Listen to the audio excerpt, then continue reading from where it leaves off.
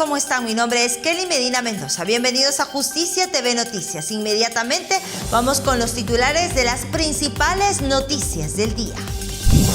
Poder Judicial dictó prisión preventiva para madre que arrojó desde el tercer piso a su bebé de 2 meses de nacida porque lloraba mucho. Sujeto que ultrajó a su sobrina cuando tenía 10 años fue condenado por el Poder Judicial a pena de prisión de por vida. Presidente del Poder Judicial señaló necesidad de no cesar en la lucha contra la criminalidad y alertó que bandas buscan ir capturando el aparato del Estado.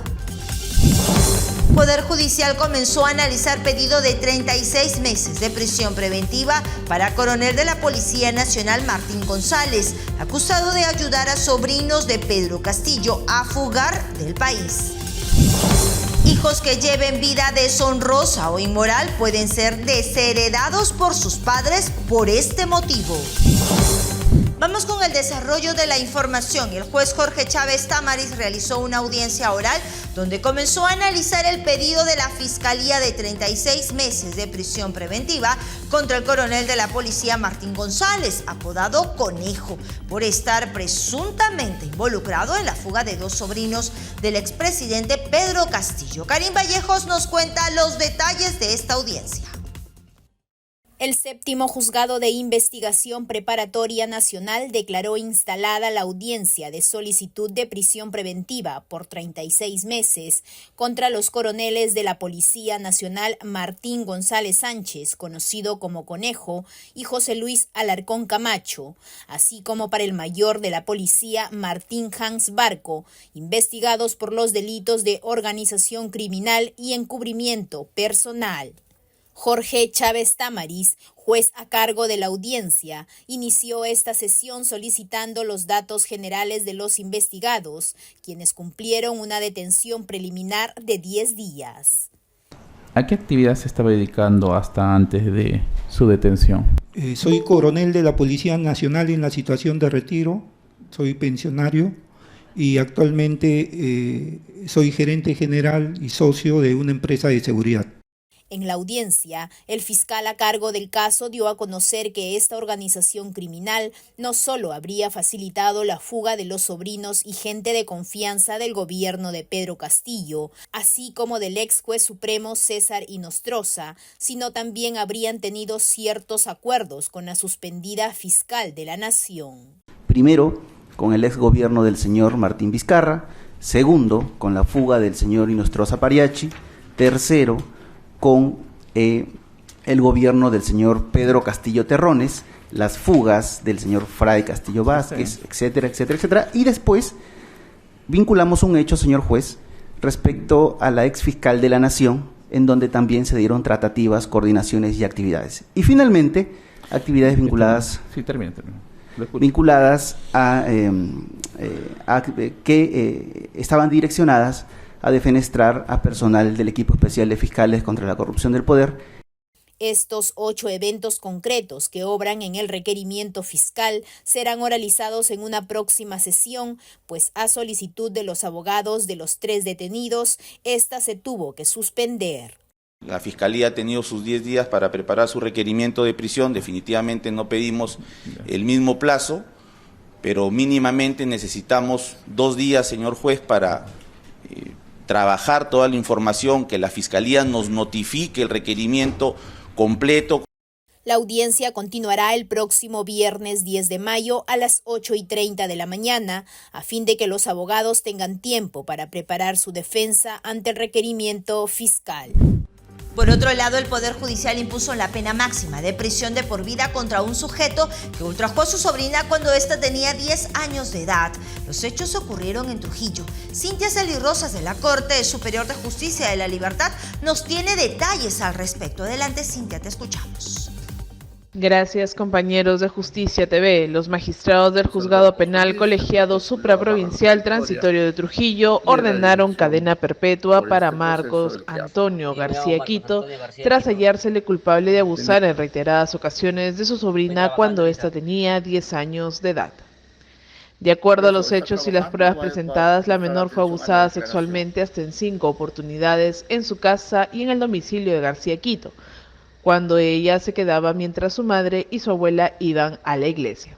Según lo expresado por la víctima, quien ahora tiene 15 años de edad, no contó lo sucedido por temor a que la lastimara, pues el sentenciado la amenazaba con cortarla si no accedía a consumar el hecho con él. Fue la madrina de la menor quien se enteró de la situación y rápidamente habló con la progenitora de la agraviada, logrando así denunciar el hecho y capturar a García Quito por el delito de abuso sexual. Los jueces de la Corte de la Libertad evaluaron los hechos y dispusieron pena privativa de libertad efectiva, así como el pago de 10.000 soles por concepto de reparación civil a favor de la víctima, la incapacidad definitiva de ejercer una actividad que implique el servicio de docencia y también ordenaron tratamiento terapéutico. Desde la Corte Superior de Justicia de la Libertad informó Cintia Salirrosas para Justicia TV. El Poder Judicial dictó prisión preventiva contra una mujer acusada de arrojar desde un tercer piso de un inmueble a su pequeña bebé de tan solo 2 meses y días de nacida. El motivo, según la mujer, es que la bebé lloraba mucho y no soportó más. Porque lloraba mucho, tiró a su bebé desde el tercer piso y por ello, el primer juzgado de investigación preparatoria de Chorrillos de la Corte Superior de Justicia de Lima Sur ordenó 7 meses de prisión preventiva para Glenny Gavilán Valenzuela por presunto parricidio en grado de tentativa. Segundo, se declara fundado en parte el requerimiento de prisión preventiva postulado por parte del Ministerio Público. Se impone prisión preventiva contra la imputada por el plazo de 7 meses, el mismo que comenzará a computarse desde la fecha de su detención. Según la acusación fiscal, los hechos ocurrieron el 2 de mayo del 2024, cuando el bebé descansaba en el segundo piso de su casa. La madre lo habría cogido y lanzado desde la ventana hacia el exterior, donde fue encontrado por su hermano menor y posteriormente llevado al hospital María Auxiliadora. Yo ya estaba pensando cosas malas, quería matar a mi bebé y matarme yo también. Subí al tercer piso y me dije a mí misma, si no lo hago ahora, ¿cuándo lo voy a hacer? Cogí a mi bebé y lo dejé caer al piso, al suelo, hacia la calle. Mi hermanito vio eso y se puso a gritar, maldita, eres una maldita, respira profundo. Yo dije que ya lo había matado. Asimismo, ante la pregunta que le hizo el perito sobre si había planificado matar a su menor hijo, esta señaló que yo lo quise matar porque fue producto de una violación. El diagnóstico médico reveló que el bebé sufrió un traumatismo cráneoencefálico severo y continúa en estado crítico en la unidad de cuidados intensivos. La imputada confesó que tomó esta acción porque no soportaba el llanto constante del bebé y porque sus padres no tenían suficiente dinero para sus necesidades. Yo estoy un poco mal en mi cabeza y nada más puedo decir eso. En ese momento yo escuché voces porque yo agarré a mi bebé, estaba que lloraba fuertemente, y eso me hizo sentir desesperada, y la bulla también me hizo sentir desesperada, angustiada, y agarré a mi bebé y lo boté. Este trágico incidente ha conmocionado a la comunidad. Las autoridades continúan investigando el caso para determinar los siguientes pasos legales a seguir. En una entrevista en RPP con el periodista Fernando Vivas, el presidente del Poder Judicial señaló la necesidad de no cesar en la lucha contra la criminalidad que busca ir capturando el aparato del Estado. Veamos los mejores pasajes de la entrevista. Preocupado por buscar soluciones al tema de la inseguridad en nuestro país, el presidente del Poder Judicial, Javier Arévalo Vela, ratificó su posición de calificar a las organizaciones criminales como terroristas, pues señaló que más adelante estas podrían financiar a los candidatos para llegar al poder. ¿Por qué es necesario esto? Se ha dicho que, bueno, no son gente con ideología, etcétera. Pero ¿sabe qué? Quizás no tengan una ideología marxista o lo que quiera, maoísta, etcétera, pero tienen toda una organización y una forma de capturar el poder que no es por la lucha armada, sino es que estas organizaciones criminales financian candidatos. Resaltó que los próximos candidatos pueden ser financiados a través de la minería ilegal, el narcotráfico o las bandas organizadas, y al llegar al gobierno capturarán el aparato del Estado. En otro momento, Arévalo Vela indicó que hasta el momento el Poder Judicial ha implementado 8 locales en donde funcionan las unidades de flagrancia con un sistema de justicia más célere. Sin embargo, el presidente señaló que se requiere de más compromiso por parte del Ministerio Público. Estamos recibiendo apoyo del Ministerio Público, pero a mí me gustaría que el fiscal de la Nación se comprometiera más para más apoyo, ¿no? Que debe preocuparse más por el tema presupuestal, porque hemos tenido coordinaciones con el ministro de Economía, con el primer ministro, y surge el tema, ¿cuánto necesita el Ministerio Público? No tenemos sus técnicos, ¿no? De otro lado, se mostró de acuerdo con el proyecto de ley que plantea la creación de la Escuela Nacional de la Magistratura. Hemos ido al Congreso, a la Comisión de Justicia, que la preside la señora Moyano, nos hemos presentado y hemos informado y estamos de acuerdo con el proyecto. Solamente una pequeña exigencia, quizás de redacción, por ejemplo, que no puede existir la pena de multa, la sanción de multa, sino de amonestación, y que básicamente eso. Finalmente, Arévalo Vela fue enfático al indicar que el Poder Judicial es independiente y él no tiene mando sobre los jueces, precisando que cuando deje el cargo no resolverá nunca temas penales porque es juez laboralista. El día que yo deje de ser presidente del Poder Judicial, que va a ser a fin de año, yo nunca podría juzgar a nadie porque yo soy juez de trabajo. O sea, yo me voy a ir a una sala laboral. O sea, los temas penales nunca los voy a ver y nunca los he visto, porque tampoco he sido juez penal nunca. Claro, usted no. Estas declaraciones las brindó en entrevista al programa Nunca es tarde, conducido por el periodista Fernando Vivas en RPP. Entre otras noticias, la Quinta Sala Penal de Apelaciones de la Corte Superior Nacional realizó una audiencia donde analizó la apelación al proceso formulado por Alonso Montes de Oca Lamas, a quien la Fiscalía lo acusa de montar una millonaria estafa piramidal a través de la empresa Cronos Group. En este caso, más de 300 personas habrían sido afectadas por esta estafa. El acusado solicitó la nulidad de su proceso al negar los cargos en su contra. Montes de Oca Lamas y otros directivos de esta empresa son procesados por el delito de organización criminal. Y la Junta Nacional de Justicia decidió no ratificar en el cargo de jefe de la Oficina Nacional de Procesos Electorales a Piero Corbeto. En vista a esta decisión, la gestión de Corbeto vencerá el 31 de agosto de este año. El Pleno de la Junta Nacional de Justicia decidió no ratificar en el cargo al jefe de la Oficina Nacional de Procesos Electorales OMPE, Piero Corbeto, con 4 votos a favor de que continúe y 1 voto en contra. Corbeto no continuará por un periodo adicional de 4 años. Voto por la ratificación del señor Corbeto. El doctor Marco Falconi. Voto por la no ratificación. La doctora María Zavala. Voto por la ratificación. La doctora Imelda Tumiala. Voto por la ratificación. Es momento que emita mi voto. Mi voto es por la ratificación. Es así como Corbeto no alcanzó los 5 votos a favor que son requeridos para ser ratificado, por lo que la Junta Nacional de Justicia convocará a un concurso público de méritos para seleccionar a su sucesor.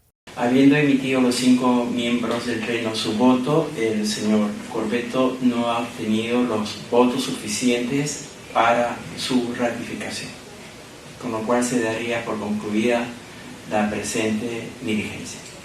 A través de una publicación en redes sociales, se informó que según la Ley Orgánica de la Junta Nacional de Justicia, la ratificación requiere del voto conforme de los 2/3 del número legal de los miembros de la Junta, es decir, de 5 votos.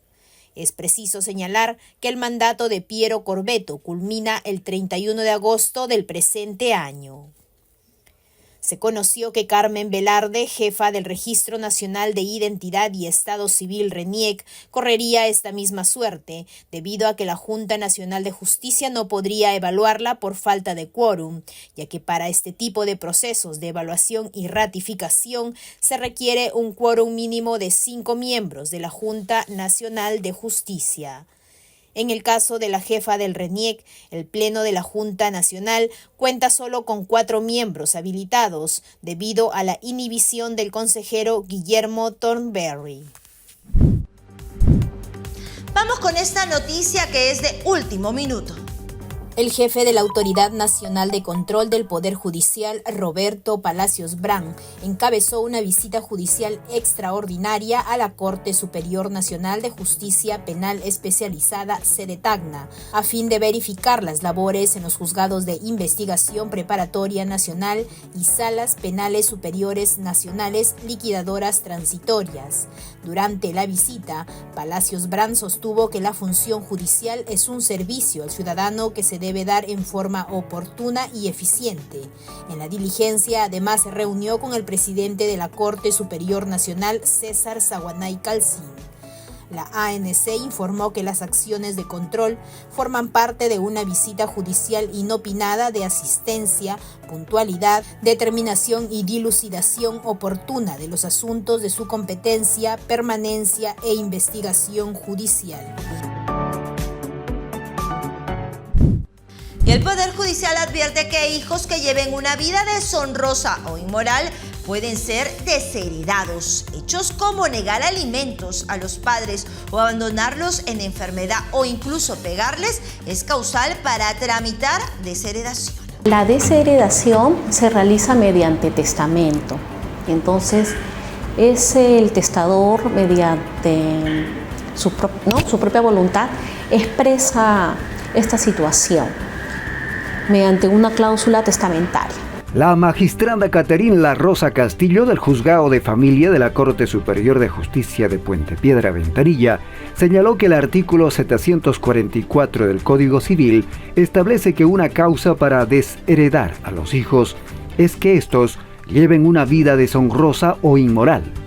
Entonces, ¿qué significa la figura de la desheredación como tal?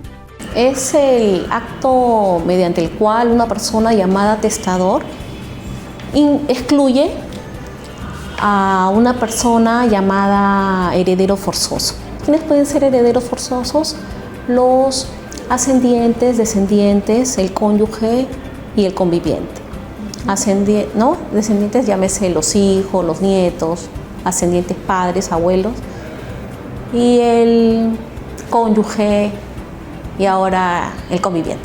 La vida deshonrosa o inmoral, explica La Rosa Castillo, está vinculada a comportamientos que contravienen las buenas costumbres, lo cual puede ser motivo de cuestionamiento por parte del testador, quien tiene la facultad de atribuir esta causal en su testamento. Además, la jueza señaló que los padres pueden declarar indignos a sus hijos si estos muestran conductas de desprecio e irrespeto hacia ellos, como haber sido condenados por delitos graves o haber ejercido violencia familiar. Ahora, hay una figura que se llama la justificación de esta desheredación, que este testador, que es opcional, que es excepcional, puede indicarle al juez la justificación de esta causal. Estoy indicando conducta deshonrosa por esta situación. Entonces, mediante un proceso, inclusive el propio testador podría presentar pruebas, ya mediante un proceso sustentar esta cláusula.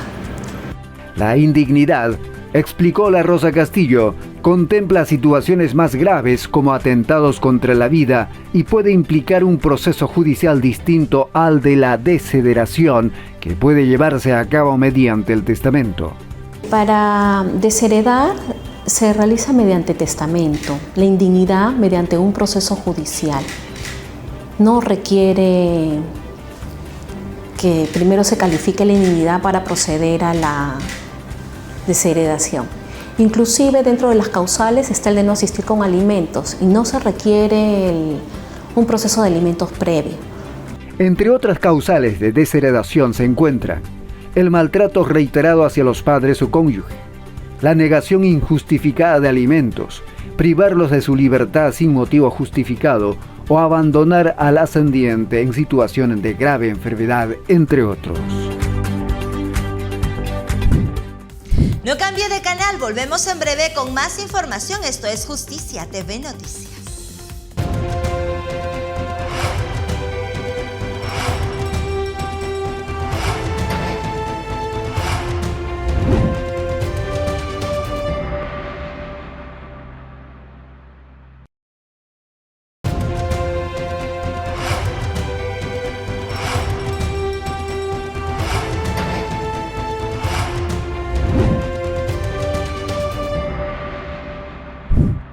Seguimos con más información, esto es Justicia TV Noticias. Veamos qué nos tiene preparado nuestras Cortes Superiores de Justicia del país.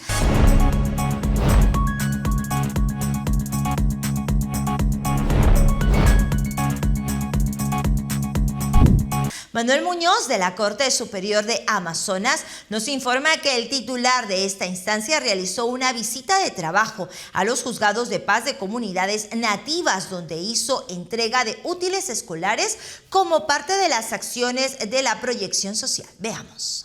José Camilo Guerrero Céspedes, por primera vez en la historia de la Corte Superior de Justicia de Amazonas, llegó hasta la comunidad nativa de Pampaenza, perteneciente al distrito fronterizo del Cenepa, en donde realizó una visita al juzgado de paz e hizo entrega de material de escritorio. Asimismo, en la localidad de Alto Tuntús, sostuvo una reunión con el APU y en Guayampiac dialogó con el alcalde delegado del centro poblado a fin de promover la creación de los juzgados de paz. Gracias a la colaboración de los jueces, del personal y del general acá presente de la Corte, les estamos trayendo unos útiles escolares, ¿de acuerdo? Para que puedan estudiar, sus cuadernos, sus lapiceros, sus libros.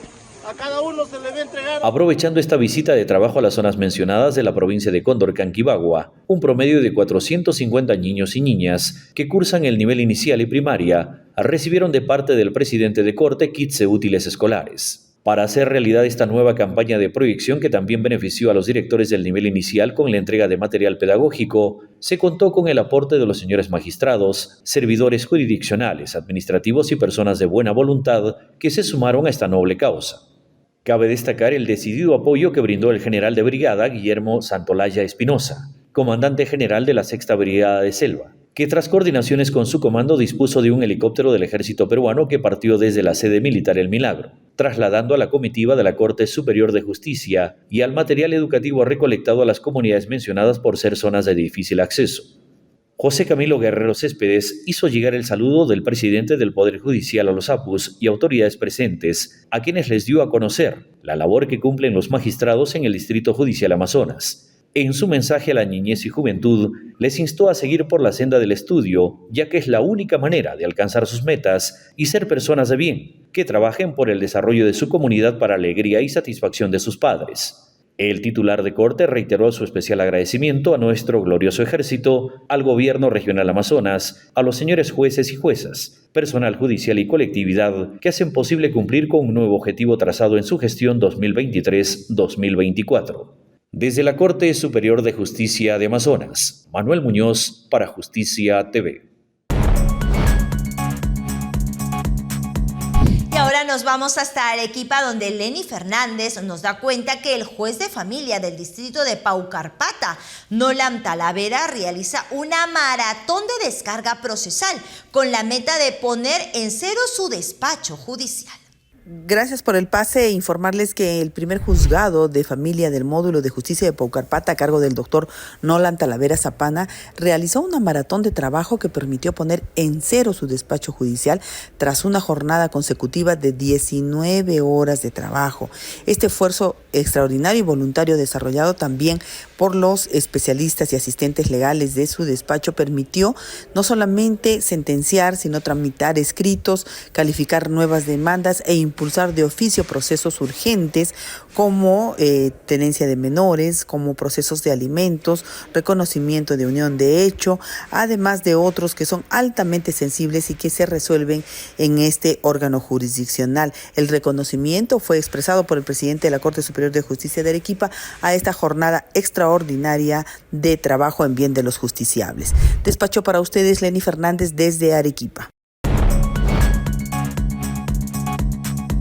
Gracias, Leni, por esta buena noticia. Y ahora conozca el siguiente informe sobre los protocolos elaborados por el Poder Judicial que están impulsando la justicia intercultural en el país. El juez supremo Carlos Arias Lasarte destacó esta base normativa que reconoce y fomenta la justicia intercultural en el país. Piensas happy a veces que hay manchega muneco gracias y yo gaps que huella coiconata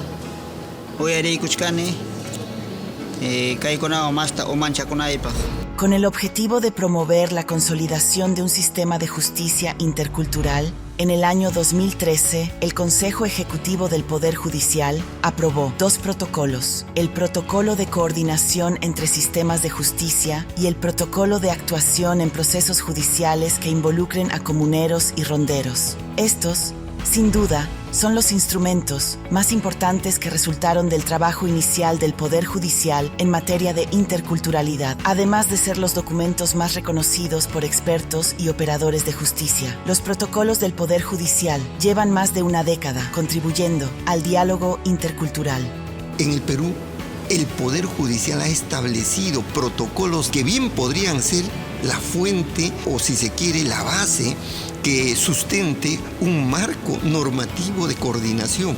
Digo la base porque ciertamente creo que, como toda obra, siempre será susceptible de mejorarlo, y en ese trabajo de coordinación mutua, de respeto mutuo, de cooperación mutua, es que debemos de caminar para lograr el objetivo de tener un marco regulatorio. Podemos decir que había una cuestión progresiva en cuanto al reconocimiento del marco normativo. Se han hecho esfuerzos, algunos tiempos más, otros menos. Entonces hay épocas que se han abierto, como las escuelas de justicia intercultural, que hace un tiempo empezó a juntar, para que nos podamos encontrar las rondas campesinas con el Poder Judicial, Ministerio Público, en otras veces con también la Policía Nacional. Creo que el tema también de los protocolos que se han ido haciendo a nivel del Poder Judicial, o creando oficinas como la Oficina para la Justicia Intercultural, de alguna manera las instituciones del Estado han ido buscando mecanismos y formas también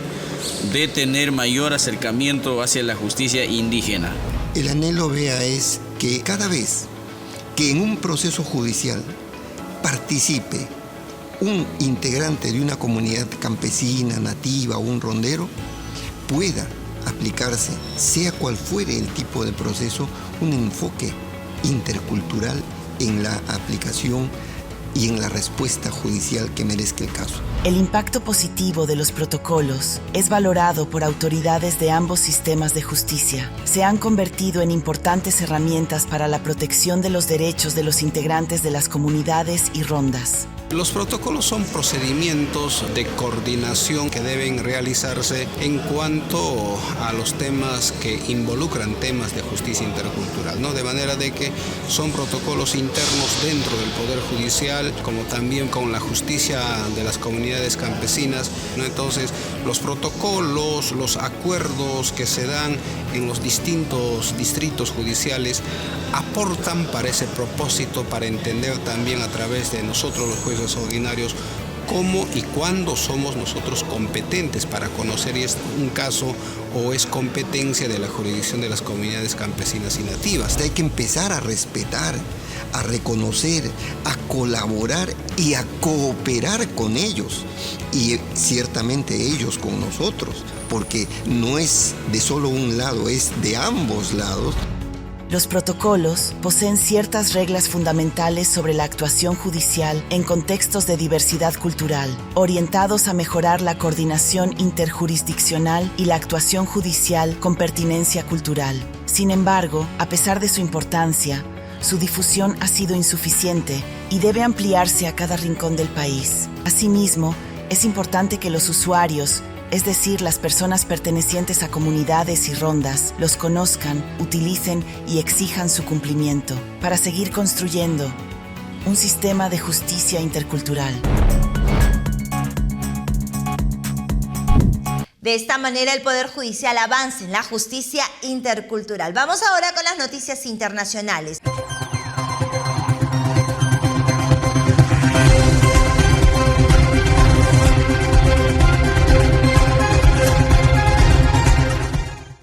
En Estados Unidos, un sacerdote se salvó de milagro que sujeto lo matara a tiros en plena misa. El arma del atacante, quien sufriría de alteraciones mentales, se trabó. La policía investiga el hecho. Bernard Polay, de 26 años, no dudó en apuntar a la cabeza del pastor Glenn Germani el domingo mientras el religioso se encontraba dando su sermón dentro de la iglesia. En las imágenes que estaban siendo grabadas se puede ver cómo el sujeto apunta a la cabeza y jala el gatillo. En ese momento el religioso trata de esconderse saliendo ileso de la escena. Clarence McAllister, diácono, reduce al atacante hasta quitarle el arma de fuego. Lo que explica el pastor es que el arma se trabó cuando Polay jala el gatillo, gracias a la acción divina, lo que le dio tiempo de correr y ponerse a salvo. Pulled the gun, it clicked. You heard him shoot it. It clicked. So God jammed the gun so that the bullet didn't come out. Esta misma versión coincide con el diácono, quien se encontraba grabando el momento religioso y vio cómo las manos de Dios estaban protegiendo al pastor. Y en México, más de 30,000 presos participaron en el proceso electoral presidencial de ese país. La nueva legislación electoral de ese país permite que aquellos reclusos sin sentencia puedan sufragar en comicios. Veamos los detalles en la siguiente nota. El derecho al voto fue otorgado para los más de 30,000 detenidos con prisión preventiva en México. Ellos no solo participaron en la elección del próximo presidente mexicano, sino también del alcalde de la Ciudad de México, diputados federales y locales, e incluso para la alcaldía del distrito donde se ubica el centro penitenciario. El Tribunal Electoral apertura por primera vez que personas que aún no tienen una sentencia puedan acceder al voto en México. Han sido programadas 282 cárceles del país, teniendo en cuenta que el voto será emitido hasta el 20 de mayo. El sufragio de los reclusos se mantendrá en reserva hasta el final de la elección el 2 de junio para sumarse a los comicios generales. Esto ha sido todo por hoy aquí en Justicia TV Noticias. No se olvide de acompañarnos de lunes a viernes a las 9 de la noche por los canales 13.2 de señal abierta, 21 de señal de Claro TV y 551 de Movistar TV. También por las redes sociales del Poder Judicial y en simultáneo por la agencia de noticias Andina. Los dejamos con imágenes de la montaña 7 colores de Cusco. Nos vemos mañana. Permiso.